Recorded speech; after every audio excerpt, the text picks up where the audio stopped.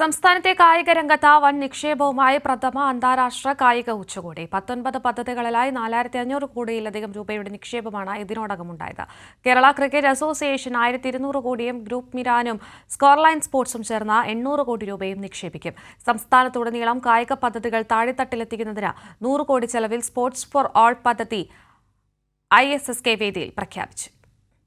അന്താരാഷ്ട്ര കായിക ഉച്ചകോടി 2 ദിവസം പിന്നിടുമ്പോൾ 4500 കോടി രൂപയുടെ നിക്ഷേപമാണ് സംസ്ഥാനത്തെ കായിക മേഖലയിൽ ഉണ്ടായത്. കേരളം വിഭാവനം ചെയ്യുന്ന കായിക സമ്പദ് വ്യവസ്ഥയ്ക്ക് ഊർജം പകരുന്ന പദ്ധതികളാണ് ഈ നിക്ഷേപങ്ങളിലൂടെ സംസ്ഥാനത്തുണ്ടാവുക. കൊച്ചിയിൽ അന്താരാഷ്ട്ര ക്രിക്കറ്റ് സ്റ്റേഡിയം ഉൾപ്പെടെയുള്ള സ്പോർട്സ് സിറ്റി പദ്ധതിക്കും കോഴിക്കോട്, തൃശൂർ, പത്തനംതിട്ട ജില്ലകളിലെ പദ്ധതികൾക്കുമായി കേരള ക്രിക്കറ്റ് അസോസിയേഷൻ 1200 കോടി രൂപ നിക്ഷേപിക്കും.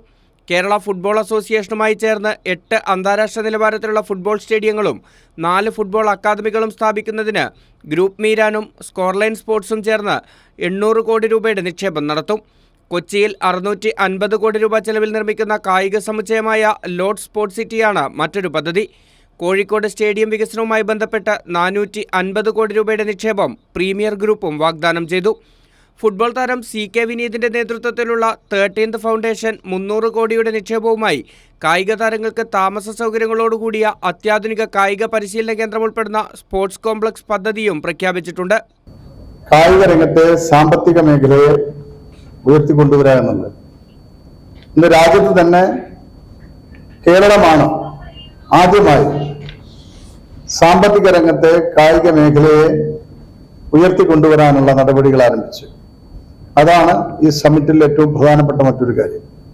ഇന്റർനാഷണൽ സ്പോർട്സ് സമ്മിറ്റിന്റെ ആദ്യ 2 ദിവസങ്ങളിലായി കായിക പശ്ചാത്തല സൗകര്യ വികസന പദ്ധതികളടക്കം 19 പദ്ധതികളാണ് അവതരിപ്പിച്ചത്. കായിക പദ്ധതികൾ താഴെത്തട്ടിലെത്തിക്കുന്നതിന് 100 കോടി ചെലവിൽ സ്പോർട്സ് ഫോർ ഓൾ പദ്ധതിയും ISSK വേദിയിൽ പ്രഖ്യാപിച്ചു. സമ്മിറ്റിന് ശേഷം 100 ദിവസത്തെ ഫോളോ അപ്പ് നടത്തി പദ്ധതികൾ അതിവേഗം നടപ്പിലാക്കാനുള്ള സാഹചര്യമുണ്ടാക്കുമെന്നും മന്ത്രി V. അബ്ദുറഹ്മാൻ വാർത്താസമ്മേളനത്തിൽ പറഞ്ഞു. കൈരളി ന്യൂസ്, തിരുവനന്തപുരം.